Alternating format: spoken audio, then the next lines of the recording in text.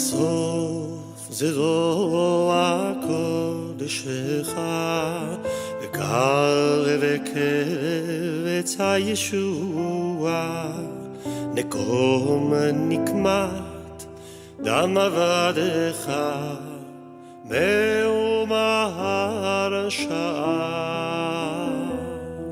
חשוף זרוע קודשך וקרב קץ הישוע נקום נקמת דם עבדך מאומה הרשעה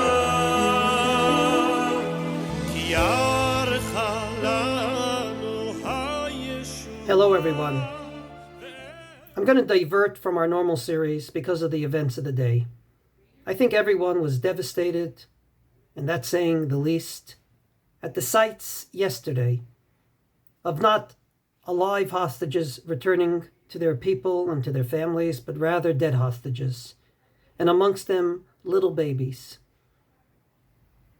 We woke up this morning to the terrible news that one of the hostages returned is not the one we thought it was. And the news is very harsh and very difficult. And the question is, how do we get into Shabbos this week? This is a larger question. I'm not doing justice to it in any which way, but I'd like to leave you with one thought. And that is something I've said before and I'm going to repeat. Life is not mathematics. In mathematics, 1 + 1 = 2. There's happy and there's sad. Life is complex. And every Friday night, we actually express this. I would say the highlight of davening on Friday night, goes without saying, is L'chadodi. In every shul around the world, it's the latest addition to davening, and yet it's been almost colloquially and unanimously accepted. When Rav Shlomo Alkabetz wrote that prayer in the 16th century in Sfat, things were not hunky-dory in Israel. And he didn't try to hide it. He didn't say, now it's Shabbos, we don't talk about these things, past the chulent, it's time tomorrow for my nap. But rather, right in the middle, already, by the third stanza, he says, Mikdash melech ir melucha, your holy city, kumi tzi'im mitocha hafecha, rav lach shevet be'emek habacha. It's been too long that you, the holy city of Jerusalem, are sitting in a valley of tears. Hitna'ari me'afar kumi, get up from the ashes. Lifshi bigdei tifartecha mi, finally wear your clothing of glamour. I believe that as opposed to Yontif, Shabbos is a day in which different emotions come together.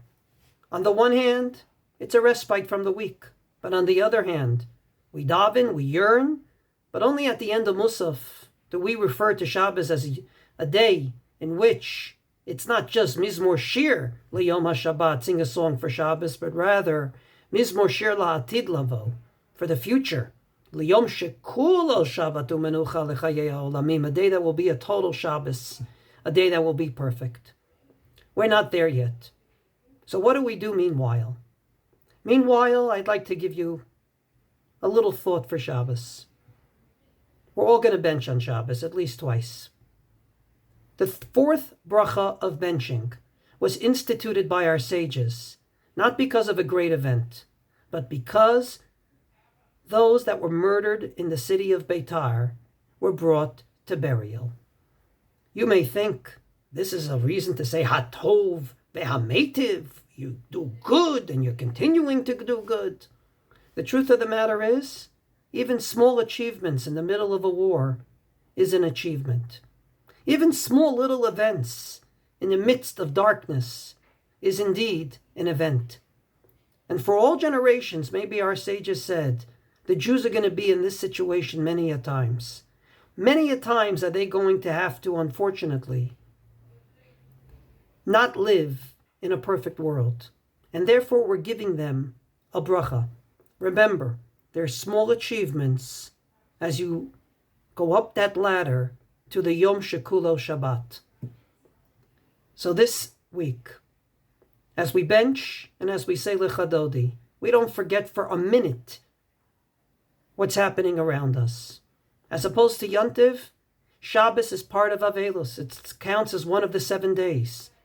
Externally, you don't wear a ripped shirt, you don't wear non-leather shoes, but internally, you are mourning and you can't learn Torah, for example, on that Shabbos of Shiva. We have to come with both emotions to our Shabbos tables tonight. And indeed, say Atova Hameted, that we were able to bring at least some of the bodies to burial, and on the other hand, yearn for a day in which every last hostage will come back alive. Yearn for a day in which Yom Shekulo Shabbat Umenucha Lechayei Ha'olamim.